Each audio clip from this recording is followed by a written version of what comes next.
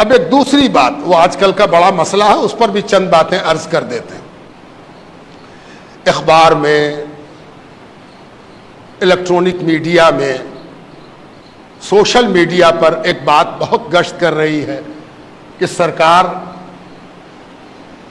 Uniform civil code کی بات کر رہی ہے۔ یونیفارم سول کوڈ یہ کیا چیز ہے بھائی؟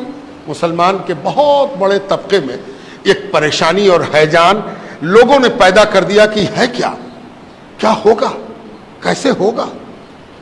تو پہلے تو یہ سمجھنا چاہیے کہ جو لوگ یہ سب کام آج کل کر رہے ہیں وہ اپنے دیش کے لیے بہت ایماندار نہیں ہیں، بڑی ایمانداری اور سچائی کے ساتھ یہ کام نہیں ہو رہا ہے۔ آج کل جو بھی کام دیش میں کیا جاتا ہے وہ صرف اور صرف راجنیتک لابھ لینے کے لیے کیا جاتا ہے، سیاسی فائدہ۔ کیسے ہم کسی کام سے سیاسی فائدہ اٹھا سکیں، یہ پہلا مقصود ہوتا ہے۔ دکھایا جاتا ہے کہ ہم عوام کے بھلے کے لیے کر رہے ہیں، لیکن یہ سیکنڈری بات ہوتی ہے۔ کیوں ہم ایسا کہہ رہے ہیں یہ بھی جان لیجیے۔ کوئی یہ کہے کہ یونیفارم سول کوڈ کے مطلب یہ ہے کہ ہندوستان میں رہنے والے سب لوگوں کے لیے قانون ایک ہوگا، تو مجھے تو بڑی ہنسی آتی ہے کہ کیا آج دو ہے؟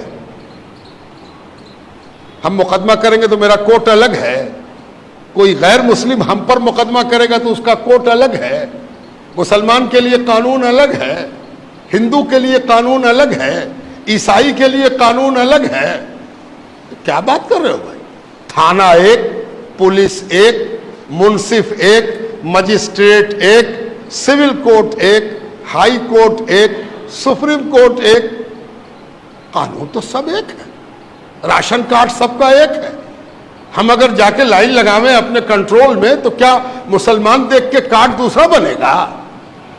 ٹیکہ پڑا ابھی کووڈ-19 کا، کووڈ-19 کے نتیجے میں لوگ مرے تو دھرم دیکھ کے نہ کوئی مرا اور دھرم دیکھ کے نہ اس کو ٹیکہ پڑا۔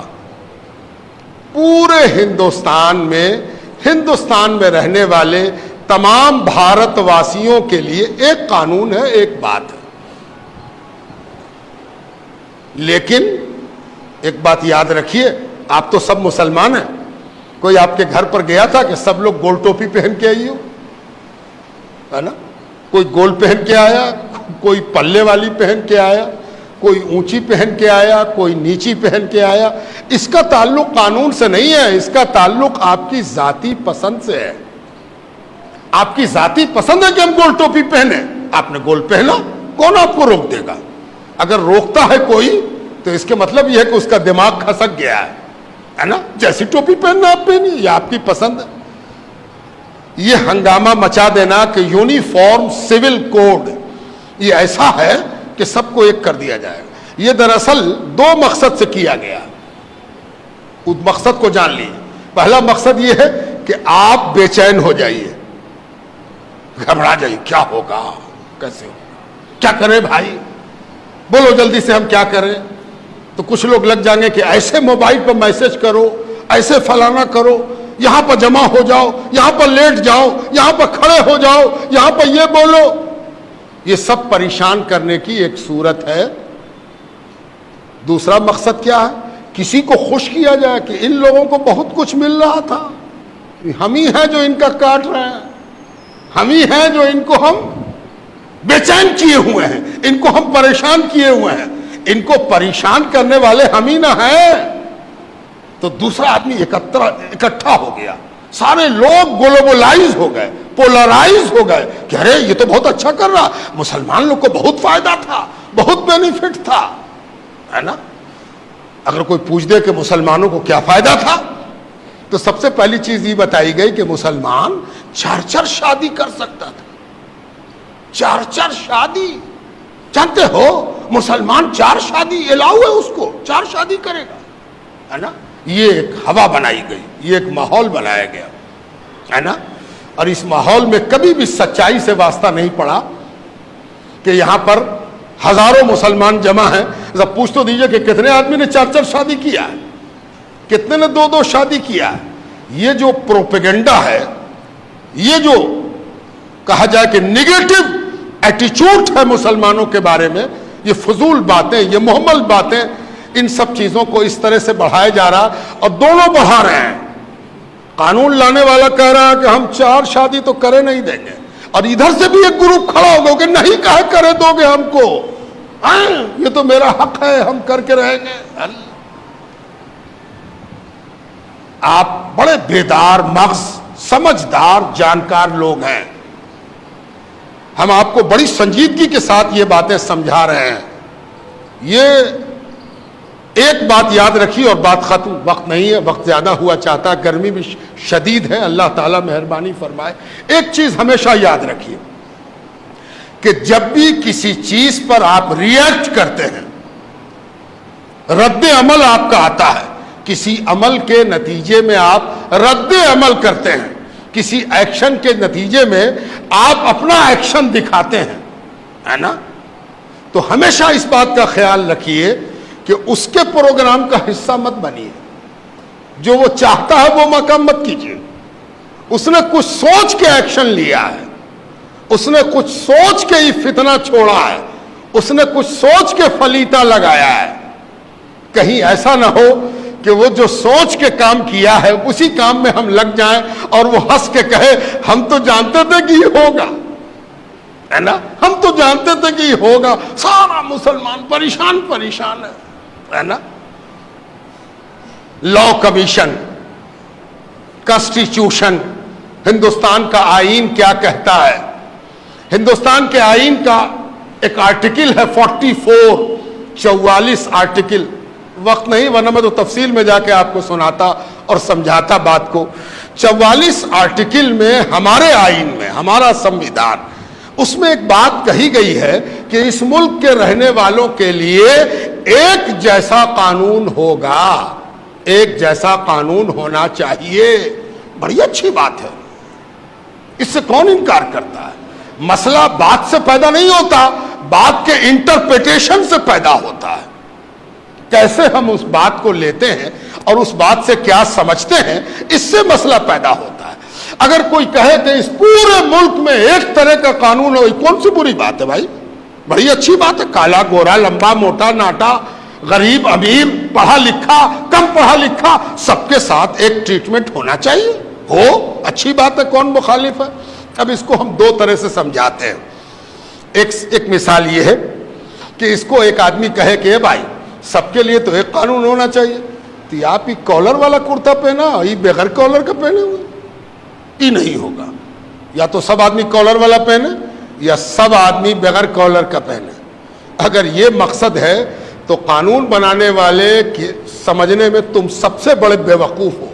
تم کو یہ بات ہی سمجھ میں نہیں آئی کہ قانون بنانے والا کیا کہہ رہا ہے، قانون بنانے والے نے کیا کہا، یہ تم کو سمجھ ہی میں نہیں آیا۔ تم سب کا کپڑا ایک کرنا چاہتے ہو، ایک رنگ کا کپڑا پہناؤ گے، ایک رنگ کی قمیص پہناؤ گے، ایک رنگ کا پینٹ یا ہاف پینٹ پہناؤ گے، اسی کو یونیفارم سول کوڈ کہتے ہیں۔ اصل مقصود اس کا یہ ہے کہ اس ملک میں ہر آدمی آزاد ہوگا کہ وہ جو کپڑا پہنے اس میں کالر ہو کہ نہ ہو، بلو ہو کہ اجلا ہو کہ ہرا ہو کہ نیلا ہو کہ پیلا ہو۔ یہ یونیفارم سول کوڈ ہے۔ یونیفارم سول کوڈ کے مطلب یہ ہے کہ ہر ہندوستانی کو یہ حق حاصل ہے کہ وہ اپنی طبیعت کے مطابق کپڑا پہنے، اپنی طبیعت کے مطابق لباس اختیار کرے۔ حیرت کی بات ہے کہ اس ملک میں جہاں ہر 4 کوس پر بولی بدل جاتی ہے اور ہر 4 کوس پر پرتھا بدل جاتی ہے، رسم بدل جاتا ہے، رواج بدل جاتا ہے، ٹریڈیشن بدل جاتا ہے، وہاں یونیفارم سول کوڈ کی بات اگر کی جا رہی ہے تو آپ ہی کیوں پریشان ہیں؟ سب لوگ پریشان ہوں گے، جب ہوں گے تو دیکھا جائے گا، ہے نا؟ مسلمان سب سے پہلے کیوں پریشان ہو جائے؟ مسلمان ہی سب سے پہلے لائن کیوں لگا دے؟ یہ بڑی غلطی ہے، بڑا قصور ہے جو آج ہماری سو کالڈ رہبری، سو کالڈ رہنمائی، so called leaders, Muslim leaders جو اپنے آپ کو مسلم لیڈر کہتے ہیں، وہ مسلمانوں کو جھونک رہے ہیں کہ سب سے پہلے تم کھڑے ہو جاؤ، جبکہ سب سے پہلے تو وہ کھڑا ہوگا جس کا ٹریڈیشن ہر تھوڑی دیر پر بدلتا رہتا ہے۔ یہاں کون ہے جو ایک طرح کا ہو؟ बिहार में छठ होता है, बिहार से बाहर छठ करने वाला छठ नहीं करता, जो बिहारी नहीं है वो छठ जानता भी नहीं। पता नहीं कितने किस्म का कैलेंडर है उनके यहां भी पूजा के अलग अलग अंदाज हैं, साउथ और नॉर्थ। आप दक्षिण में चले जाइए, दक्षिण का खाना पीना, पहनना, ओढ़ना, बोलना, चालना, हंसना, रोना सब अलग है। उत्तर आइए, सब अलग है। तो इनको भी तो फिक्र होगी, आप ही क्यों फिक्रमंद हो? आप रुको, ठहरो, आप बढ़ने दो दूसरे को आगे, और दूसरे लोग आगे बढ़े। आसाम का ट्रेडिशन अलग, गुजरात का ट्रेडिशन अलग, एक दाहिने हाथ में एक बाएं हाथ में। तो पहले, और एक बात और है, किसी चीज पर रिएक्ट करने के लिए, रद्द अमल देने के लिए, किसी चीज पर तनकीद करने के लिए वो चीज सामने होनी चाहिए। अभी तो ये भी पता नहीं है कि कॉमन सिविल कोड का नेचर क्या होगा, कैसा कानून होगा। ये बेमकसद की बात शुरू की गई और सारे तबके को परेशान हाल बना दिया गया। इत्मीनान रहिए, मुतमईन रहिए, अपना रिएक्शन देने में जल्दबाजी मत कीजिए, अपने आप को महफूज रखिए, घबराइए नहीं, ठहरे रहिए। कोई डरने और घबराने की बात नहीं है, इत्मीनान से अपने जगह पर रहिए। वक्त आवेगा, देखा जाएगा कि क्या वो करते हैं, कैसे वो करते हैं। उनके यहाँ भी बहुत से इख्तिलाफात हैं, उन इख्तिलाफात को वो कैसे एक करते हैं और सब मिलकर कैसे पाट लेते हैं।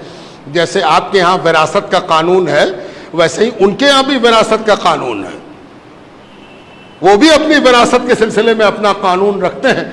ईसाई का अपना कानून, हिंदुओं का अपना कानून, बौद्धों का अपना कानून, पारसियों का अपना कानून, मुसलमानों का अपना कानून। जब इस मसले में कोई नक्शा साफ होगा तब हम लोग रिएक्ट करेंगे और हम लोग इस सिलसिले में सोचेंगे।